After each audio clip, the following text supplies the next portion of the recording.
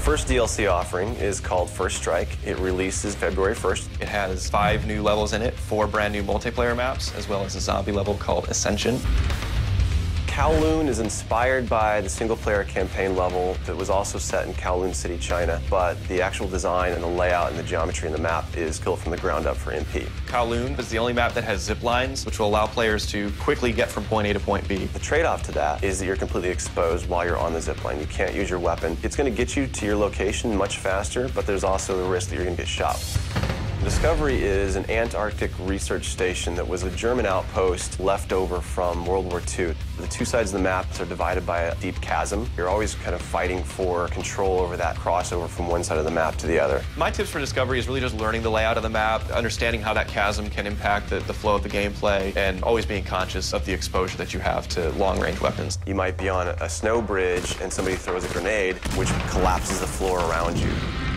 Our large map is Berlin Wall. This focuses on the Checkpoint Charlie area of Berlin. It puts you fighting on the two different sides of the wall. So you've got East Berlin versus West Berlin kind of thing going. Berlin Wall has certain attributes about it that if you use it right, you're going to have the competitive edge over your opponents. It has a lot of very long view distances. It's a really great map for snipers. There's some good high points, some good elevation there. And one of the unique aspects about Berlin Wall is that there's the no man's land in the middle. You can take the risk of going through no man's land to get a faster route, but there's a good chance you're going to get mowed down by the auto turrets.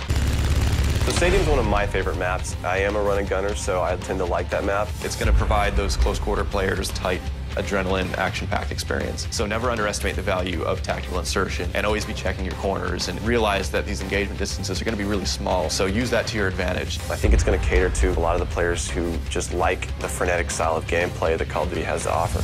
One of the big agendas with this map pack is we wanted to listen to the feedback that people have been giving about all the maps they've been playing with the release of the game. They want more verticality, more sniper opportunities. They really love the interactivity that we did. These are components that we wanted to bring back in a pretty big way in the first DLC offering. First Strike is going to be available February 1st for 1,200 Microsoft points, and it'll be available on Xbox 360 first.